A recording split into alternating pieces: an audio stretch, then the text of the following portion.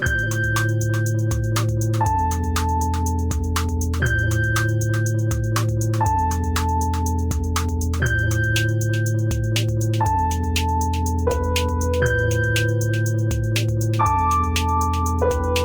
right, everybody, welcome back. It's the end of the world. Michael and Stu. I'm Michael. And I'm Stu. And today we are tackling a topic near and dear to our hearts, a topic of tremendous importance. Some would say a topic of genius. That is psychics, and specifically the noted 2000s era Long Island psychic John Edward, not to be confused with North Carolina Senator and failed presidential candidate John Edwards. Who clearly had a profound lack of psychic abilities. Well, yeah.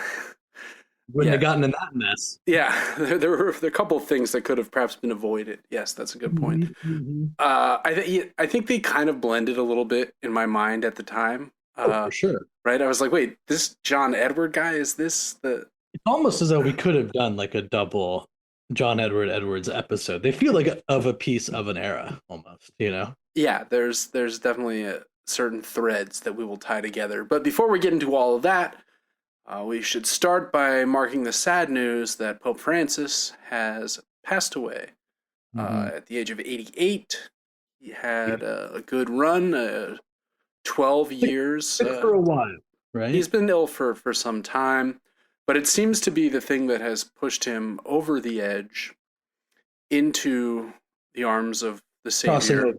That it's caused his crossing over, yes. Good tie-in. It's his meeting with J.D. Vance, which occurred on Sunday, on Easter. He had a Saturday, he did not attend the official Holy See delegation with Vice President. But then he took time on Sunday to meet personally with Vance as an observant Catholic. And then he followed it up immediately by dying. And this has brought some of our old friends out of the woodwork. Yeah, I mean, it makes sense that it's become obviously like sort of the meme of the day, the tie-in with Vance sort of de facto killing the Pope. But as you will explain now, it did provide one. It surfaced one of lovely walk down memory lane. One of our most beloved figures of cultural history. One of our sharpest thinkers. That's right. That is Louise Mensch. Some of you may be too young to remember. I mean, I'm just kidding. Most of our demographic is people who are basically our age and a little bit younger. But Louise Mensch was a MP in the UK some time ago, but kind of came to prominence in America as one of these post-first Trump election doomsayers who was taken... Sort of like an offshoot of like the game theory guy. Related to Garland, the game theory guy, related to other people like True Facts Stated.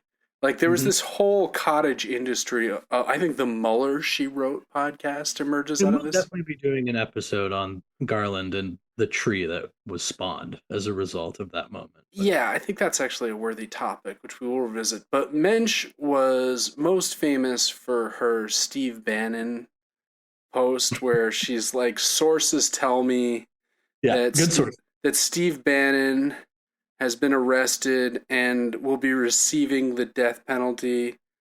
I am pro-life, and it gives me no pleasure to report this. Or something. It's just like... It is with heavy heart. Yeah, it's just... The death of Steve Bannon looms for treason. Hands are tied. Sources are strong. Yeah. Meanwhile, Bannon is now, of course, the head of a huge media network. Blah, just blah, like blah. hanging out with Bill Maher on TV. Yeah, just like he's been kind of rehabilitated, I think. Kind of like anybody who wants to show that they're not profound victims to cancel culture will like have him on the podcast. You know, I'm sure Gavin Newsom had him on his podcast. I mean, yeah, like right, like we got to start listening. People like Steve Bannon is like what some people have come up with is the great lesson of the 2024 election. We're doing great as a society, folks. Yeah. Sign up, stay. Anyway, she was a Russiagate, huge Russiagate person. She, to this day, also just one of the most incoherent thinkers ever, as the death penalty, pro-life, like just this sort of seesawing. And luckily her thoughts on the Pope's passing, which I'll now read in full, posted this morning at 7:30. So J.D. Vance sees the Pope at his own insistence, and the Pope dies.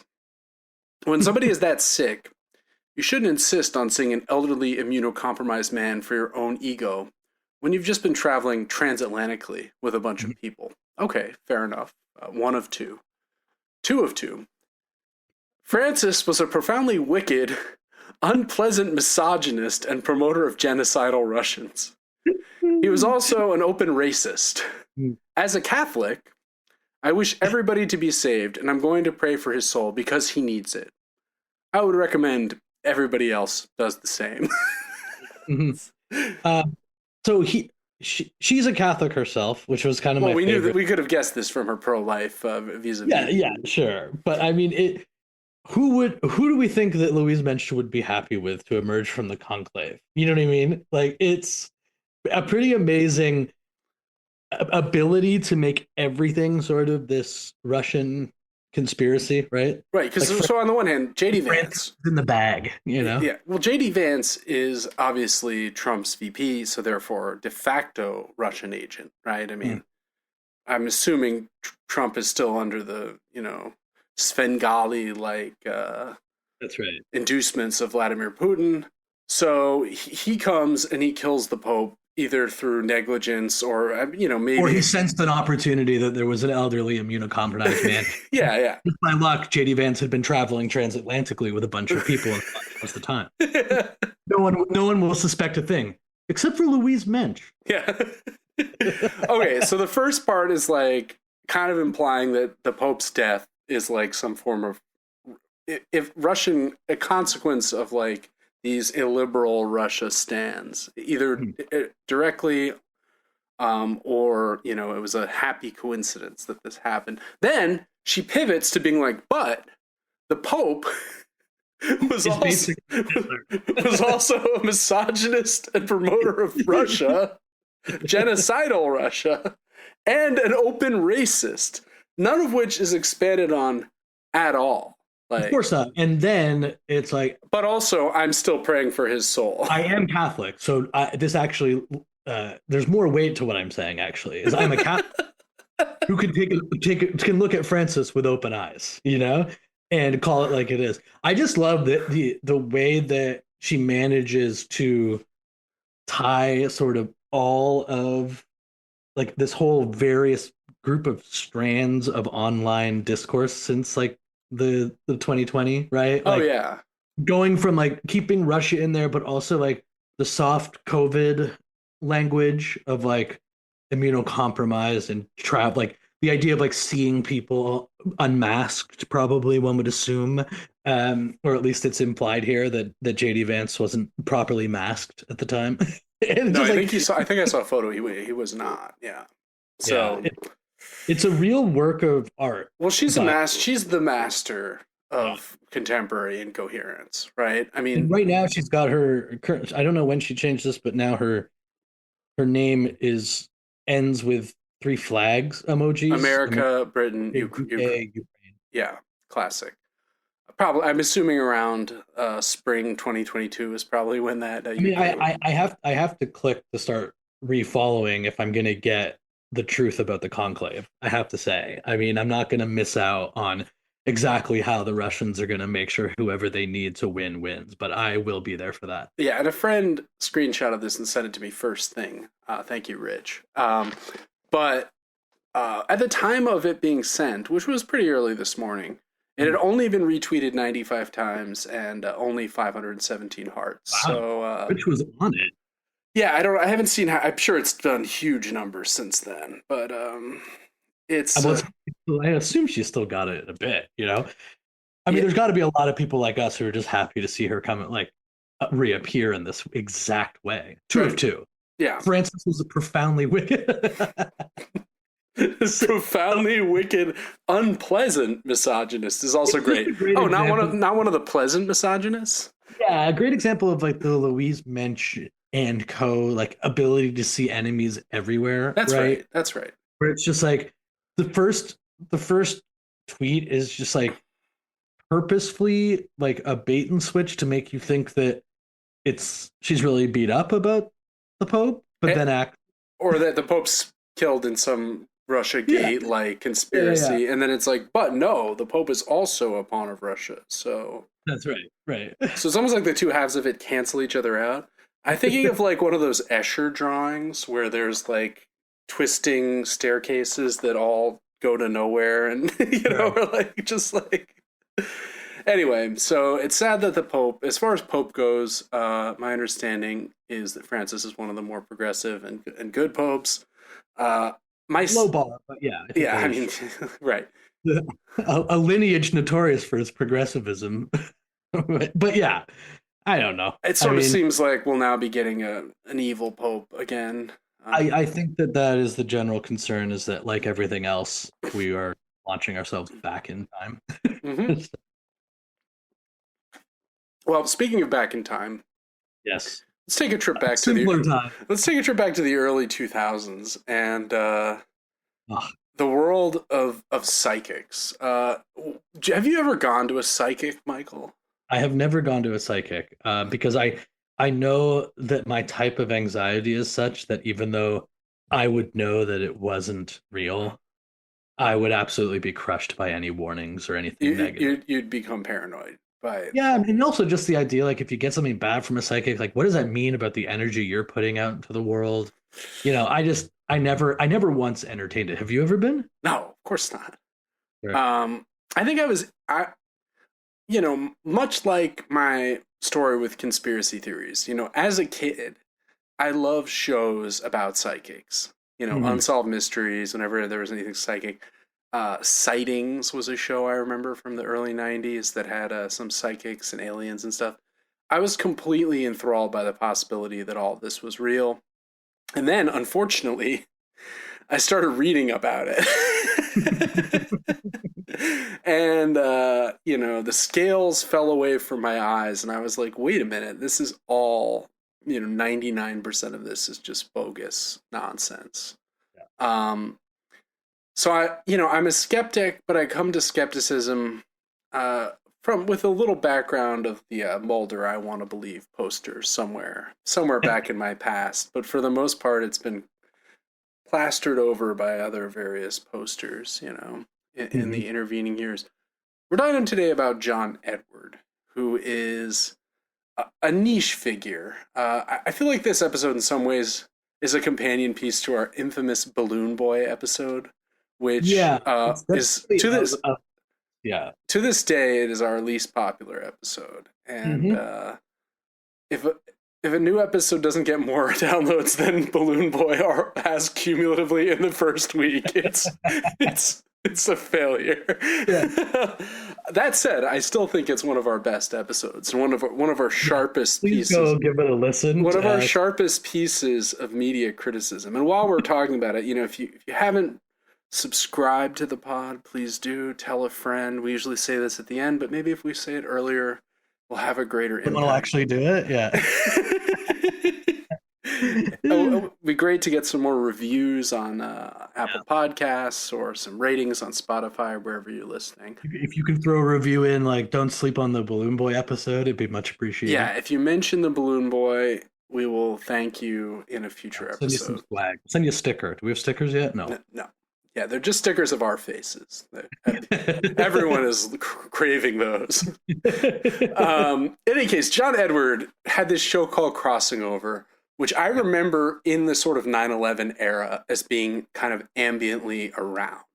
It was originally aired on the Sci-Fi Channel, as it was then called, but it was also syndicated. So there was a good chance if you had in the New York area, we had Channel 9 and Channel 11, which were like UPN affiliates. I was in Canada and I saw it. It was on all the time. It was on in Canada. Okay. So basically lesser network shows that had to fill a lot of daytime air could buy Crossing Over, and you could find this at 2 p.m. on a weekday.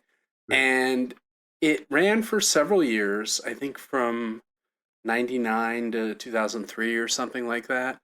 And it is the basic premise is that John Edward is a medium, that he has the ability through some gift to converse rather indirectly with the dead, and specifically with the relatives of the living with whom he comes into contact. Luckily, yes, it does involve people who are right in front of him. Yeah. Isn't that just very fortunate for his career in a capitalist society? Yeah, we'll get into that a little bit more. So Edward is born in Glen Cove, Long Island, which is on the North Shore. It's just a few miles outside of Queens. It's one of the closer towns on Long Island. His full name is John Edward McGee. I think it's kind of interesting that the McGee was dropped. He's of Irish and Italian background. Came to prominence on a national stage a little before his show, as you'd expect, with a book that he published. I have some excerpts from one of his later books we'll get into in a bit. And he was born in a Catholic house, as I said, but his views as expressed in Crossing Over are, I'm afraid, utterly incompatible with Catholicism. I mean, he believes in reincarnation. He's talking to ghosts. I mean, when it comes to Jesus, we'll get into into this in more detail towards the end. But when he gave this Larry King interview that we're going to talk about a bit, he is questioned about Jesus because he's like, I grew up a Catholic, and his response about Jesus was so funny because it's like, no, I mean, the idea that Jesus did any of that doesn't surprise me at all.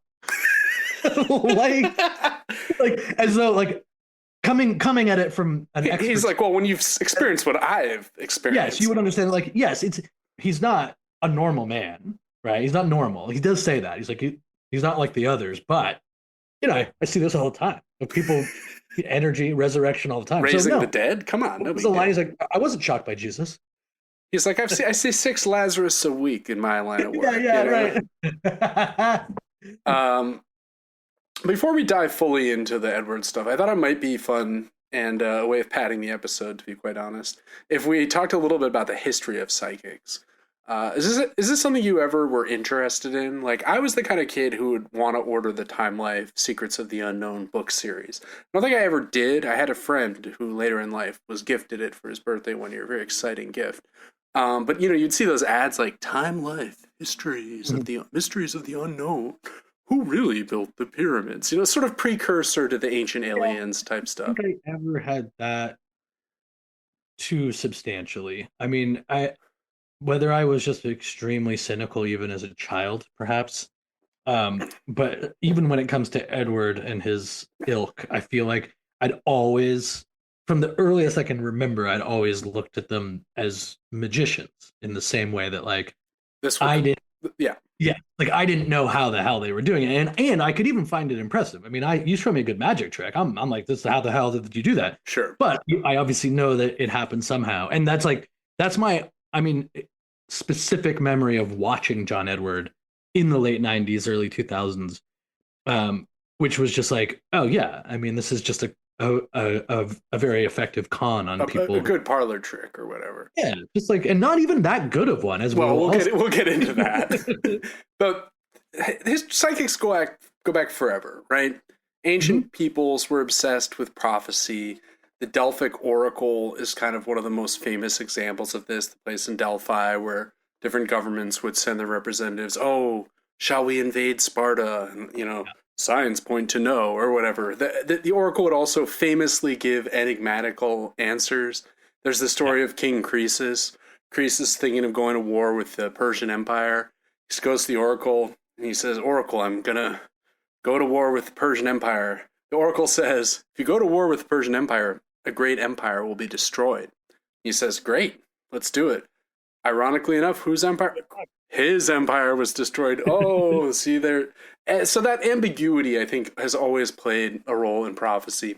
The other thing about the Delphic Oracle and ancient prophecy is it's political, right? Yeah. Like, it was an intelligence gathering nexus. These priests were hearing what every person, every country was coming to ask their advice. So they had all the info about what was going on in the Greek world. So they were in the best position to kind of direct things as they saw fit. And this is indeed what they did. And the Pythia, who's the lady who allegedly took the hallucinogenic gases and would kind of utter these strange phrases that were then interpreted by the priest, it's just theater, right? There's like a theatrical element to prophecy, which I think ties into what you were saying about a magic trick, for instance. Middle Ages to Renaissance, of course, the most famous of all, psychics, Nostradamus, a personal favorite of mine, a plague doctor, wrote these cryptic books of prophecies that began appearing in 1555. They talk about future catastrophes, mostly. There'll be a great flood, there'll be this. Never dated, never any specificity. That's helpful. Yeah, it's extremely helpful, right? And, Nostradamus has never been out of print since the 1550s, which is impressive. People will we be able to say the same thing in 500 years about John Edward? I would hope so. I mean, basically, psychics are best when they are vague, right? Mm-hmm. And modern phenomenon of the psychic starts to come back in the 1890s, well, and a little earlier, with the rise of spiritualism, which I think we may have mentioned in our Atlantis episode, among episodes. Mm-hmm. Spiritualism is this kind of, as industrialization really reaches its peak, people start to turn to these esoteric beliefs as a kind of counterweight to, religious authority has been undermined. Oh, the Earth's not 6,000 years old. Darwin shows that it's this. Oh, geologists have proven it's 6 billion years old, or what, as like the certainties of religion, people start to turn not just towards scientific explanation, but towards other esoteric explanations of reality, which is a fascinating phenomenon. So you start to see the rise of spiritualism, these people who are doing this is where you first get the birth of the medium as this person who can act as a conduit between the living and the dead. Edgar Casey. Because there's an implication that it's like, it's not a choice, really, right? It's just, this comes to me and I let it out, which is basically Edward's whole thing. Right, that you were a medium, that you were just like the space that this information is passing through. Don't shoot the messenger. Just your dad, Todd, and he wants to talk to you. Well, it's like a medium, like paper, right? And the spirit is writing on you, and like, yeah, exactly. Edgar Casey, we talked about, the sleeping prophet, your old favorite, right? He was the guy who would fall asleep and then utter, health cures and talk about the secret library buried under the pyramids. Cod liver oil. Yeah, Edgar Casey is back, and his name is RFK Jr. So after World War I, once the industrialized death had been introduced in a mass scale, weirdly, mediums became even more popular. It's almost like when a huge number of people died relatively suddenly, on top of that, the influenza outbreak, right? So you have like tens of millions of people suddenly gone who... Really, this generation isn't completely lost. Yeah. There's something lost about this generation. What are you talking about? And one of the people that kind of had already been interested in spiritualism for 20 or 30 years was Arthur Conan Doyle, right? The famous creator of Sherlock Holmes. This is another great sort of paradoxes of literary history, that the man who created or perfected the modern detective figure, Edgar Allan Poe, of course, created him. But Sherlock Holmes is the epitome. As we've talked about before, Sherlock Holmes, one of the great literary fictional characters of all time. The peak of reason, right? Sherlock Holmes is the most logical person who uses deductive reasoning to decode information. He looks at the mud on people's boots and the dog hair attached to their hunting coat or whatever. This same guy who created this character, who was himself, Conan Doyle, a medical doctor, was also just a complete pushover and believed every spiritualist fraud that ever came into his life. Mm-hmm. So if someone's like, I'm a psychic, Conan Doyle will be like, tell me more. It's kind of a funny pairing, right? But maybe it ties in with what we were saying before about industrialism leading to the rise of these esoteric, anti-logical beliefs. Sure. That these things that should be opposites are somehow entwined in a dialectical right, but way. there's also this through line from a character like Sherlock to a guy like John Edward, right? Because what Sherlock is doing is like he's putting all this stuff together. He's got this counterintuitive nature. He can see things, make connections, and all of that. And this very base, manipulative level that creates, only harm to people who are desperate.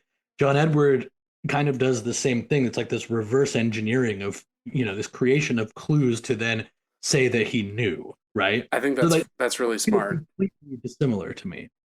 No, I think that's really well said. So in my notes I've written, Doyle was an utter simp for psychics, basically believing anything and everything. And he was also a huge fan of Houdini. This is the golden age of Houdini, right? The great escape artist and stage magician. He was like trying to get Houdini psychic pilled. He was like, Houdini, you must meet with my wife. She is a brilliant medium.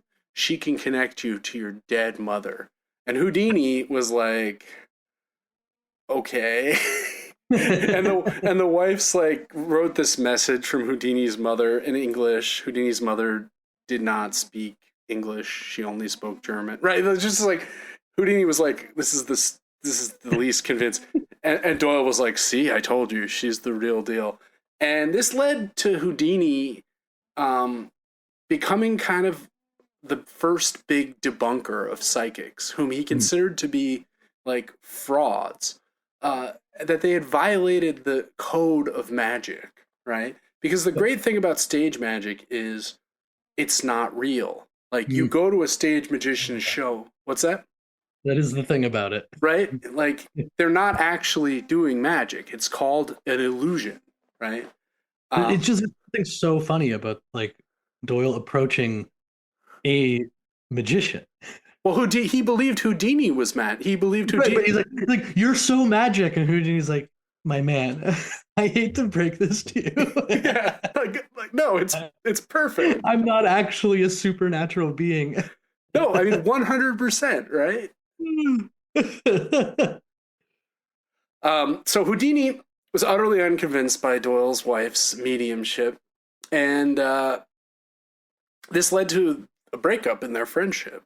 And Houdini even published a book being like, look, I'm a magician. This is how these guys are doing it. And he exposed many of the popular mediums of his day. And Doyle was like, well, Houdini is the devil. And then he continued to believe that Houdini was doing this to cover his actual supernatural powers. Right. Like his power's too dangerous to be recognized as real. He has to keep it to himself. Yeah, something like that, right? Yeah. Then, of course, Houdini died in like a weird stunt gone wrong where like a kid at a college punched him and like burst his appendix and he died. You know, like I guess the supernatural magic was taking the day off, right? So stage magicians historically have thus become the great debunkers of the paranormal, which is kind of funny. And it all comes back to this code that these people are using the same techniques stage magicians use, essentially, but they are doing so dishonestly. They're pretending that it is giving them access to an actual supernatural realm, when point of fact, it is not. Right, so, a magician, I'll never tell, and a medium's like, no, I actually did do this. Yeah, exactly. Magicians remained relatively popular for most of the 20th century. Mediums kind of fell off. World War II, other stuff got in the way. But by the late 60s, early 70s, fortune tellers, the idea of getting a psychic reading started to reemerge in the popular culture. And the New Age movement, which looks back to Edgar Cayce and other stuff like spiritualism, which emerges in the 70s and 80s. You have the dawn of the psychic hotline. Think of Miss Cleo, right? The psychic in Pee-wee's Big Adventure, who tells him that his bike is hidden in the basement of the Alamo. And a favorite personal psychic, Princess Opal in The Simpsons. She's only in 2 episodes, but she's trying to find Principal Skinner when he's lost. And the Wiggum's like, is there any sign of Skinner here? She's like, no, but I'm afraid it's Splitsville for Delta Burke and Major Dad. Perfect prediction, because Delta Burke and Major Dad together to this day. never split up. And like the perfect like example of this exact type of bullshit artist. Yeah, where Like you just veer off from one Edward thing. is king of veering off out of desperation to try to find some connection to whatever the hell it has been initially debunked, right? Yeah, and I think, like, just put my cards on the table. I think John Edward is the person that we've covered that I hate the most. Yeah. Like, even more There's a than special RFK Jr., maybe? What? It's a special circle of hell for somebody like this. That's Yeah, for sure. yeah, so my notes, I say Edward refers to the dead demons he communicates with as his guides. Starting out as a local psychic on Long Island, he came to prominence in '98 with publication of his first book, One Last Time, wherein he detailed his ability to connect. Only we've been so lucky. Yeah, one last time, wherein he detailed his ability to connect the living with their lost dead loved ones. The key thing about Edward is he had a good PR person, right? Because he was able, with the success of this book, to get on Larry King, and it's from Larry King that he got a foothold in the daytime TV industry that he has not relinquished. I mean, to this day, this guy is showing up on Good Morning America, other TV shows. We saw that clip when we were getting ready for the show, just like warming up the Kelly Clarkson audience. Yeah, just doing a cold reading of the audience, right? Yeah, and that was a very cold reading. Daytime TV loves this shit, right? Yeah, because it can be very dramatic. Oh, I'm connecting you with your your dead relative is coming through. Oh, he forgives you. Old lady starts to cry. It's just like schlock, right? Yeah, I mean, it's this. There's a whole industry of like these exact types of books that reveal something about the supernatural. There was that one that was like, "Heaven is real," like where like a kid, they pretended like a kid helped write this book where he had seen heaven, and of course, oh yeah, remember that? Of course. There's so many things like this, and again, like Edward ends up getting on TV and gets syndicated, but like I feel as though hearing people like this was a fairly common occurrence on Larry King. Oh yeah. There's this very strange like strand of the like the occult and like bizarre and impossible, and like he was completely comfortable taking fraudsters, not necessarily at face value, but certainly not exactly putting them through the ringer. Well, he presents it like the show has no agenda, right? Yeah, right. What do you say to people who are just a little skeptical? It's like, thanks, Larry. Yeah. Wow. Putting the screws to him. Yeah. Well, we have a clip from Larry King, from not his first appearance, but from one of his appearances once the show had got underway, that aired the week before 9/11. Interestingly enough. And interestingly, there is this like historical archive type YouTube channel that has a bunch of television from the run up to 9/11 itself. And interestingly enough, it seems as though on CNN at hours 3 to 4 a.m. on the 11th, this was the rebroadcasted Larry King episode, which I've always found just like a particularly great factoid that like somebody who couldn't sleep on September 11th is up at like 3:30 learning about John Edward for the first time, and then like 6 hours later it's like, whoa. Unbelievable. I wish I was that person. I was watching the Giants game. That's all I remember. Mm-hmm. So we'll play the clip. In it, you can hear just the classic cold reading technique. Now, cold reading is when you throw out a bunch of information, hoping that someone that you're interacting with to give a psychic reading will confirm something, and then you kind of build upon it from that. Hot reading is like another technique where you secretly do a ton of research about someone before you do their reading. So then you go in and say, "Oh, I'm getting football. Oh, my dad was in the NFL." Or like, I'm seeing golf clubs. Anybody? Is there anyone with a golf club? Oh, like that? Oh, Tiger Woods is here. Oh, Mr. Oh, we didn't see him, right? Like, so what Edwards seems to primarily do is cold reading, where he just throws out a ton of vague as hell information, and hoping that the person will grab onto something and he can build from there. But as you'll see in this clip, this does not always work. Right. Back with John Edward. We'll start to include your phone calls. West Bloomfield, Michigan. Hello. Hello. Hi. Yes, I'd like to ask John what he can tell me about my father or my grandfather or even my grandmother who passed away. What's your first name? My first name is Lisa. Lisa, besides the people that you talked about, if I want to let you know that I might not be able to connect with them, I might connect with other people. If you can, just say yes or no, don't say anything else. Okay. The first thing I'm going to tell you is I know you didn't ask about this, but they're telling me to acknowledge a female figure that I would see as being like a contemporary to you, whether it be like a sister or a cousin, but it's a female person that's passed.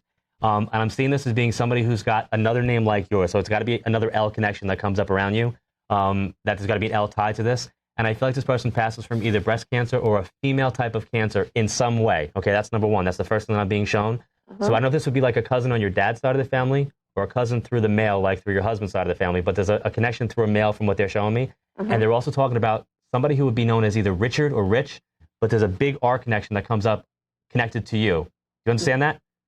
Where's the August connection for you? Somebody passed in August? August?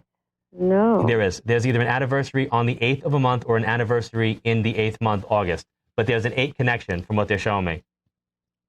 8 connection. Is there a father-in-law also who's passed? No. Then you've got another father figure besides yours. I do, okay. There's like another male figure that I would see as being above you, like a father, whether it be an uncle. It's not a grandfather. It's like a father figure. There's an 8 connection, like the 8th month, August, or the 8th of a month. There's a connection to a female figure to your side that I would see as being like a sister or a friend that's passed from like a female type of cancer. Does any of this make any sense coming to you, through to me. ma'am? No, I don't know. Just write it down exactly as I said it. You were wrong, or oh, absolutely, absolutely. Could have been cross connections. I mean, totally that I was misinterpreting. Millions of people. Okay. Okay.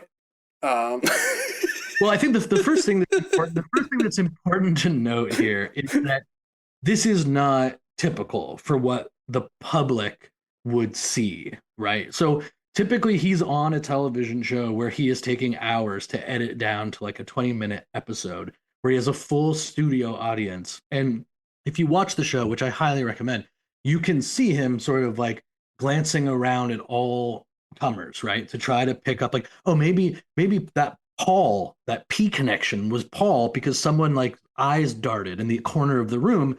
Oh, do you have a P connection? Oh, yeah, actually. It's, this reading's for you. This reading's for you. It's not for you. It's for Paula. you. Yes, Paula, not just Paul. Okay, that reading's not for you. Actually, the first guy, Jim, he was actually facilitating the crossing over of Paula. So let's go over to Paula. Whereas what I love about this clip so much is it's completely Emperor no clothes.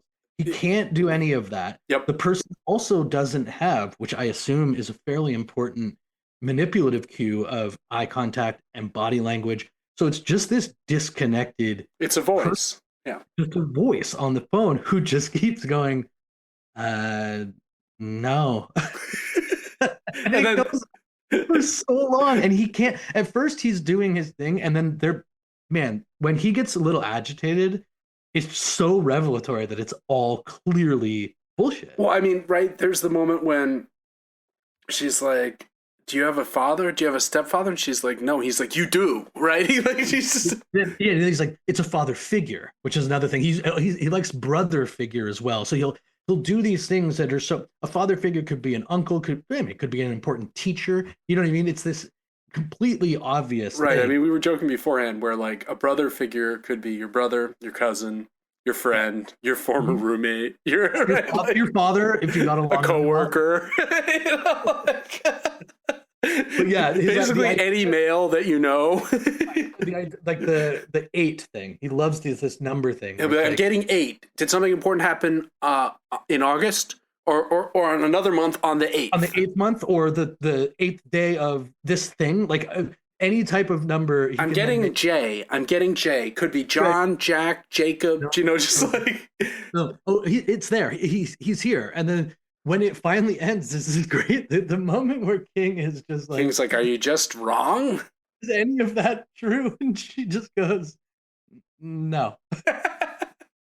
And then the response when he like, there's a real moment where you're like, this is a bad man. This is bomb. Where he's like, you write it down exactly how I said it, right? Like you're just missing the connection. But then again, in classic like con artist fashion, he says that confidently. Yep. But then instantly is like, actually, there is a chance I misinterpreted. There are millions of, could be anybody. I mean, I'd be crossing over. Who knows? Right. And Larry's like, the wires got crossed or whatever. Right. Like, what's also strange is that a lot of what he says in the interview before that explains that he like sort of is in the presence of this energy in a very real way. So people are like behind, a dad might be behind a daughter, but then he seems to think he can do this over the phone, which is just like, how does that make any sense at all? That, like, never mind the fact that none of it makes sense, but let's just say we're going with like how he usually does it.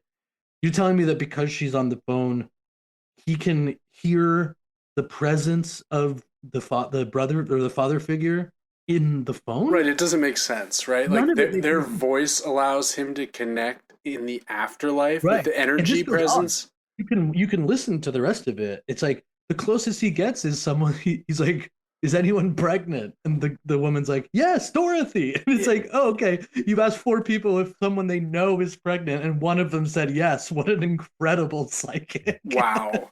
And also, he loves to throw out common diseases. So he'll be like, "Is someone in your family has heart trouble?" And it's like, "Oh, well, like cognitive, the lungs." How old are they? 85. Okay, have they had any heart, lung, or cognitive issues? Oh my God, yes, they have. One of said that. That's sort of his personality to kind of say all 3. He jokes around, doesn't he? Isn't he a bit of a joker? No, well, but he's told a joke before, right? Well, yeah, I guess he has told a joke. I just love when it starts because the greatest trick, the most consistent trick, is it's kind of like funny how ballsy it is. He likes to start with a specificity. Yep. Right. And then branch out. And no matter how vague the thing he lands on, it still feels connected to the specificity. Like, that's the basic trick that's being pulled, right? It's like, anybody here, Paul? I mean, is there a Paul? Could there be a Paul around? And then someone's like, well, my father's friend's cousin's coworker's name was Paul. And he's like, that is it. Yeah, but other times someone will be like, my aunt was Pauline. He's like, no, it's not that. Yeah, right? Yeah. So he like accepts and rejects selectively to create the illusion that there's a reality behind the connection that he's making, right? And of course, he's doing this to people. I mean, the reason that it is such a sort of specific height of evil is that these people are often like so desperate to have some connection to the dead that they find themselves on the show. And they've taken the time to go to his TV studio for 5 hours. They've already, this is the other thing you have to understand about like the self-fulfilling prophecy. Well, they've self-selected to be on the show. They want to come, which means they watched this thing and were like, wow, this is actually working. I'm going to go talk about my mother. I really need some closure. And then he actually does that. And, I think that probably, like, what's the at least subconscious justification, and probably this helps them get closure or whatever, is that even if it's not real, I'm actually providing a springboard for them to say what they need to say, which is obviously ridiculous on the face of it. But before we get to the rest of it, the other thing about the 9/11 connection, right? Do you want to talk a little bit about? Yeah. So soon after 9/11, one of the greatest missed opportunities in the history of America. Soon after 9/11, he allegedly recorded a special with relatives of the victims of the tragedy. If you're wondering if there was a bottom for John Edward, he's like, wow, 9/11, a lot of new dead people. Yeah. Right? I'll just go down there and they'll all be hanging out with me, and that'll be very easy. And apparently the special was recorded. I mean, in the studio. He didn't go to ground zero with that'd be a bit much even for John Edward, right? But this was recorded, and word of it leaked in Variety or one of the trades, and believe it or not, people were kind of outraged that this seemed like exploiting a national tragedy for the benefit of your con psychic show. And by the way, not one of those national tragedies you are allowed to exploit. This was kind of the one that only certain power groups were allowed to exploit, right? Sure. Everyone can get what they need out of like a school shooting these days, right? Yeah. Well, the military-industrial complex was allowed to exploit 9/11. Yeah, that's exactly right. And this was a bridge too far. The fact that he would, and it is. it's disgusting. I mean, it's one of those things where a lot of bad was going on in the name of 9/11, obviously, but like, there was something particularly grotesque about choosing this moment to reach out to the families and friends of those who died. Yeah. So that didn't air. It was recorded, but it has never aired. It got reported, and he got heavily credited. There was backlash. Yeah. Now, let's just wrap up by talking a little bit about some of his critics. The most notable is, of course, the amazing James Randi, who was a stage magician and passed away relatively recently, but devoted much of his life to debunking the paranormal, right? Because as a stage magician like Houdini, he kind of took up the mantle of Houdini. It was like, I know these tricks. I know how to deceive people. He would debunk like faith healers or people that claimed to be able to do magical readings in a church setting as well. And often they had a microphone, they had an earpiece and someone whispering, this person knows this much on the, or like, just like, and Randy would figure out ways to discover that. And, believe it or not, John Edward doesn't like the amazing Randy very much. In his book, which is called Crossing Over: The Stories Behind the Stories, he mentions several times that the one thing he craves is credibility. Believe it or not, that's odd. The downside of the information age, he says, is that the bad stuff is impossible to control. It spreads like a retrovirus. All of a sudden, people I've never met were attacking me with a vengeance on the psychic message boards and Amazon.com. I'm afraid we are in this category of haters now, Michael. Yes. So most of the comments on Amazon are very positive, but of course I focused on the negative ones, right? His book, by the way, is one of the most self-indulgent and awful things that I've ever read. Like, there's just no substance. I didn't read the whole thing, obviously. I read pretty selectively. There's no substance to it at all. Now James Randi comes up and he says, he's talking about another psychic that Randy debunked. He says, not surprising, after that special aired, Gary found himself being cut in half by James the amazing Randi, a magician by trade who likes to pull barbs out of his hat and hurl them at the nearest medium. Since he first surfaced years ago, like he's some kind of creature from the Black Lagoon, he's surfaced. Randy's refrain has been that psychics and mediums are just clumsy pretenders, at best magicians adept at sleight of mind tricks.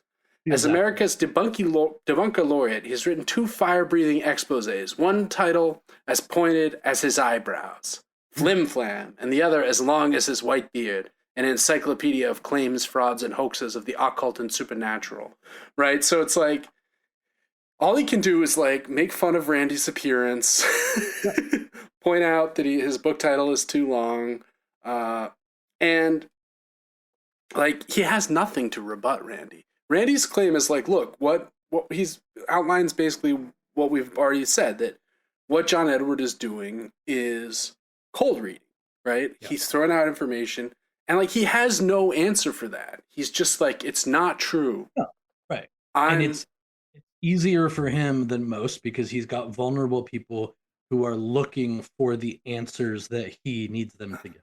Absolutely. Right. And he's just he's an opportunist. Does he believe in his own psychic abilities? I doubt it. Like, this is the last note we have here that I do want to just say before we wrap up is that when you are so obviously a fraud like this, right? Yeah. There's some that just seems to compel people like this, that they just need like a base level of not being considered that, right? So it's the only thing that distinguishes them from being real or not. Does this work or not? It's just a yes or no, and obviously the answer is no. And he says this about that. My attitude is this: you want to attack my profession? Go ahead. You want to say mediums are doing cold readings and playing guessing games? Fine. People are going to say that because they can't wrap their brains around what we do. Okay, so they'll falsify. It's futile for me to try to convince them otherwise. Oh, isn't that interesting? There's not even the point.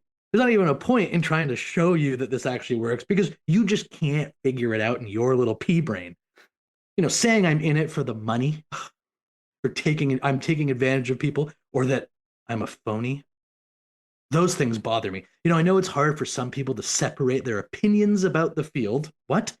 From what they imagine to be the motivations of as practitioners. No, they're not separate. Those things are not separate at all, actually. Those are not separable. There are limits to how strong my emotional armor is.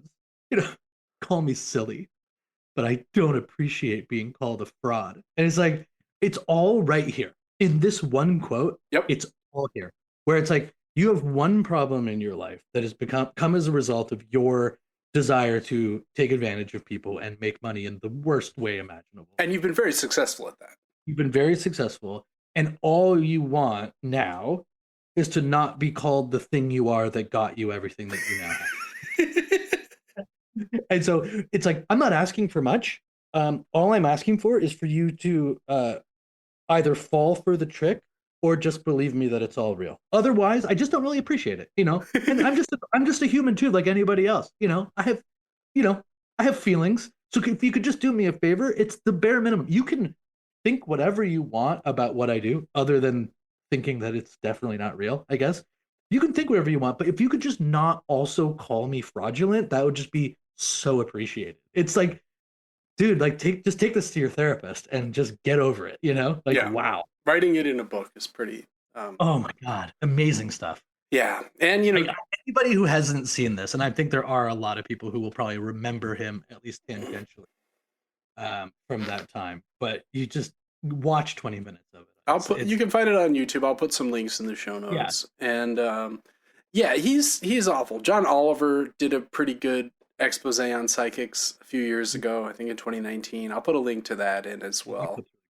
And you see John Edward as one of the psychics that he features, and he just it's a pretty great clip where he's like, did your father think your mother was a bitch? And then people are like, no. And he's like, look, I'm just telling you, he thought she was a bitch, right? It's just like, he's just telling these people that their dead father hated their mother. It's like, well, yeah. Right. And then the last thing we need to say is that out in the outside world, if you're wondering what, he's on TV or doing the shows, he claims in the King interview that he does actually see these presences all the time, but is like, turn it off so he can like function in a day-to-day. Right. He sees I'm just going out for some milk. I can't see Uncle Lenny, Yeah, exactly. It's pretty remarkable.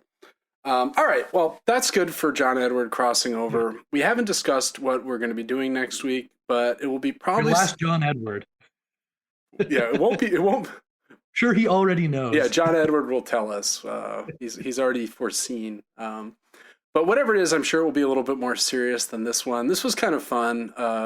Good break from some of the heavier topics and the horrors going on in the world. But as I said before, if you like the show, you can follow us on the podcatcher of your choice. If you really like the show, you can rate and review it on that same podcatcher. You can also follow us on Instagram at the End of the World WMS. And until next week, this has been the End of the World with Michael and Stu. Michael. And I'm Stu, and we'll talk to you real soon.